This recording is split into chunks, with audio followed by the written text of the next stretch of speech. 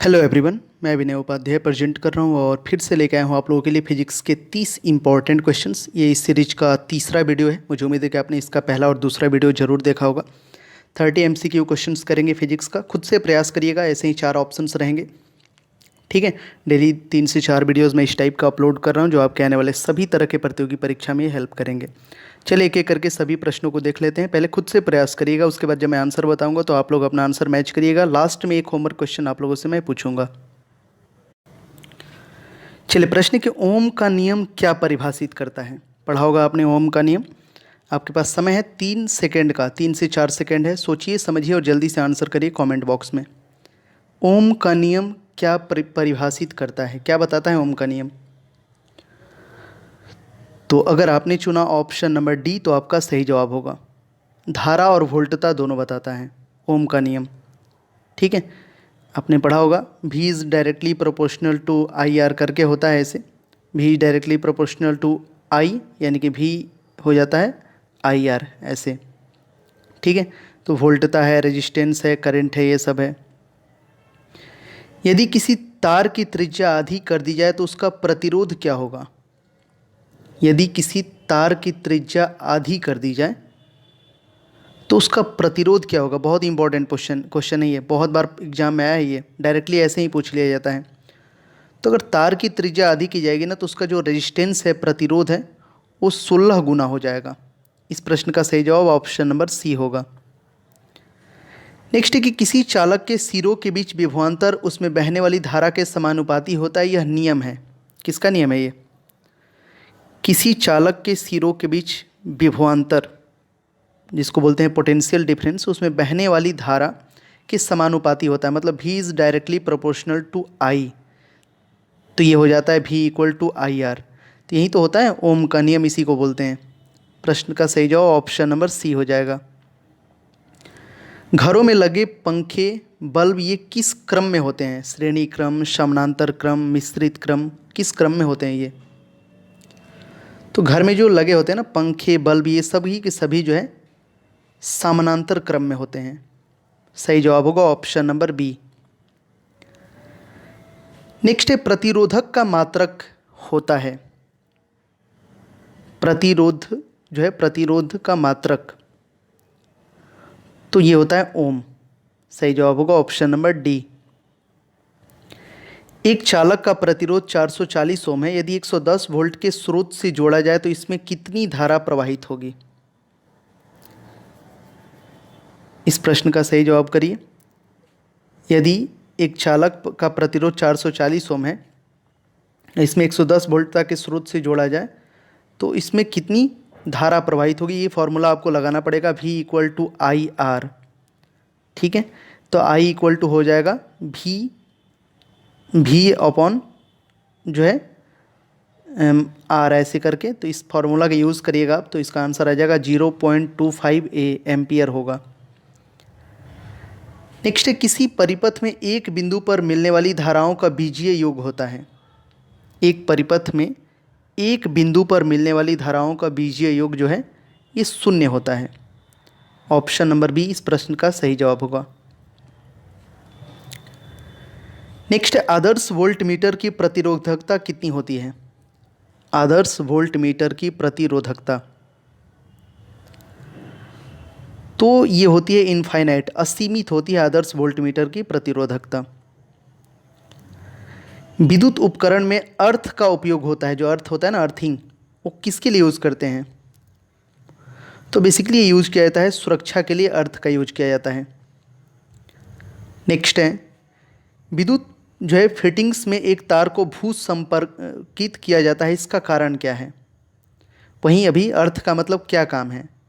तो बेसिकली जो short circuit होता है ना, तो धारा जो है भूमि में चली जाती है। यदि लघु पथन हो जाए तो धारा जो है भूमि में चली जाती है, इसीलिए वो यूज करते हैं। ठीक है, ये प्रश्न 2 तरीके से भी पूछा जा सकता है। चले आगे बढ़ते हैं अगले प्रश्न की तरफ। प्रत्यवर्ती धारा को दिष्ट धारा में किसके द्वारा बदला जाता है। अल्टरनेटिव करंट होता है और एक डायरेक्ट करंट होता है, तो कैसे चेंज करते हैं उसको।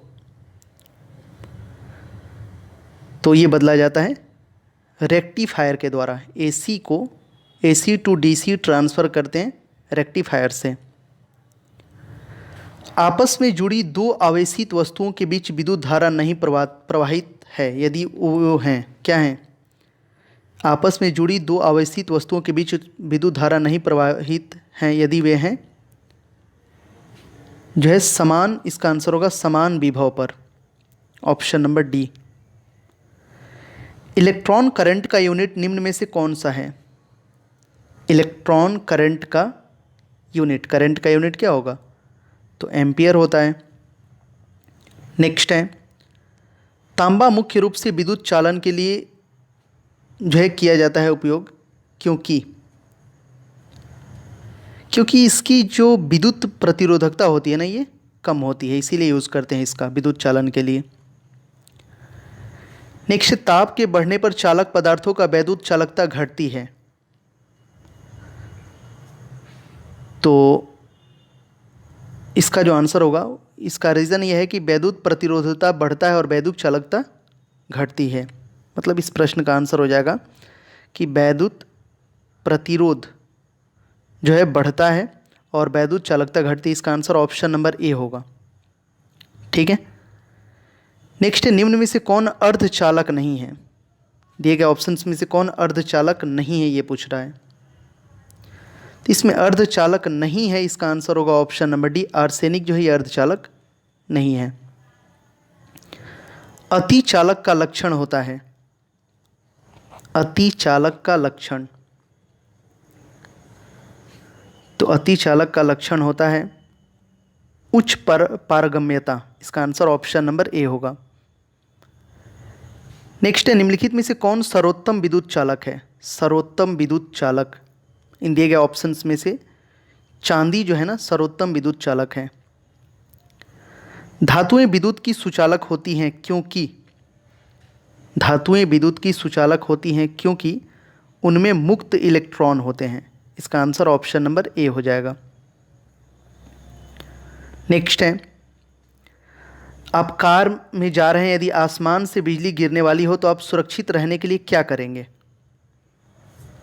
बहुत इंपॉर्टेंट है ये, लेकिन बहुत आसान भी है। अगर मान लीजिए कार में जा रहे हैं, अचानक से बारिश स्टार्ट होने लगे, कार की खिड़की आपकी खुली हुई है, तो सिंपल सी बात है, मतलब क्या करोगे इस सिचुएशन में क्वेश्चन पूछ रहा है, तो हम सिंपल सी बात है, कार की खिड़कियाँ बंद कर लेंगे। ठीक है, इसका आंसर यही हो जाएगा।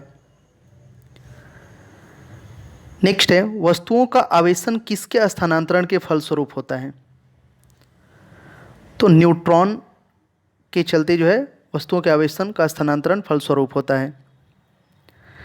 जब एर्बोनाइट की छड़ को बिल्ली की खाल से रगड़ते हैं तो एर्बोनाइट की छड़ हो जाती है, क्या हो जाती है एर्बोनाइट की छड़? तो हो जाती है ऋण आवेशित। इसका आंसर ऑप्शन नंबर ए होगा। मुझे उम्मीद है आप लोग भी प्रयास कर रहे होंगे आंसर देने का। समान आवेशों में होता है, समान आवेशों में होता है, सिंपल है ये, तो विकर्षण होता है, और जो अपोजिट होते हैं वो उसमें आकर्षण होता है। यदि दो विद्युत आवेशों के मध्य दूरी को आधा कर दिया जाए तो उनके मध्य विद्युत बल जो होगा उसका मान क्या होगा? तो यदि दो विद्युत आवेशों के मध्य दूरी को आधा कर दिया जाए तो उनके मध्य विद्युत बल का जो मान है ना, वो हो जाएगा 4 गुना हो जाएगा। नेक्स्ट है, दो विद्युत आवेशों के बीच लगने वाले बल से संबंधित हैं। दो विद्युत आवेशों के बीच लगने वाले बल से संबंधित हैं कूलाम का नियम। ऑप्शन नंबर बी इसका आंसर होगा। किसी आवेशित चालक का संपूर्ण आवेश उसके बाहरी पृष्ठ पर निर्भर करता है। किसी आवेशित चालक का संपूर्ण आवेश जो है ना, उसके बाहरी पृष्ठ पर निर्भर जो है करता है। ठीक है। नेक्स्ट है, जब कांच की छड़ को रेशम से रगड़ा जाता है तो छड़ क्या होता है? तो जब कांच की छड़ को रेशम से रगड़ा जाता है तो वो धन आवेशित हो जाता है। नेक्स्ट है, दो प्राथमिक रंग जो है लाल है और नीला है, अगर इनको मिश्रण कर दे तो सेकेंडरी रंग कौन सा प्राप्त होगा? तो लाल और नीला को मिलाने से बनता है मैजेंटा। Option number C. ये प्रश्न बहुत बार एग्जाम में आ चुका है। ठीक है, चलिए अगला प्रश्न है, कौन सा यंत्र समुद्र से ऊपर की वस्तुओं को देखने के लिए पनडुब्बी में प्रयोग किया जाता है? समुद्र से ऊपर की ओर वस्तुओं को देखने के लिए यूज़ किया जाता है। तो इस प्रश्न का सही जवाब होगा ऑप्शन नंबर सी, पेरिस्कोप का यूज किया जाता है। और आखिरी प्रश्न है, आखिरी प्रश्न में हमेशा आप लोगों के लिए होमवर्क छोड़ता हूँ, इसका आंसर सभी लोग कमेंट बॉक्स में करिएगा। A to Z लोग क्वेश्चंस ध्यान से पढ़ लीजिए और सभी लोग आंसर करिए। सभी लोग वीडियो को जरूर लाइक और शेयर करिएगा। पीछे के ऐसे बहुत सारे वीडियोस मैंने बना रखे हैं, ऐसे तो 2-3 दिन से वीडियोस मैं बना रहा हूँ इस टाइप का, ये तीसरा वीडियो है। तो पीछे के भी वीडियोज़ को देखना, बहुत यूज़फुल क्वेश्चंस मैंने बना रखे हैं। ये प्रश्न है आप लोगों के लिए कि किस साल में, मतलब किस ईयर में ओले रोमर का आपने नाम सुना होगा, उसने इतिहास में पहली बार प्रकाश की गति को मापा था? किस वर्ष? आपके पास ऑप्शन है 1776, 1767, 1676 और 1667। जल्दी से आंसर करें इस प्रश्न का। और वीडियो अच्छा लगा होगा जरूर लाइक और शेयर करिएगा। चैनल पे नए हैं सब्सक्राइब कर लीजिएगा, बेल बटन को दबा लीजिएगा, जिससे कि जब भी मैं नेक्स्ट वीडियोज़ लाऊं तो आपके पास आसानी से पहुंच सके। और इस तरह के बहुत सारे वीडियोस पड़े हमारे चैनल पे, देखिए, बहुत हेल्प करेगा आपके आने वाले एग्जाम्स में। मिलेंगे अगले वीडियो में, तब तक के लिए बाय।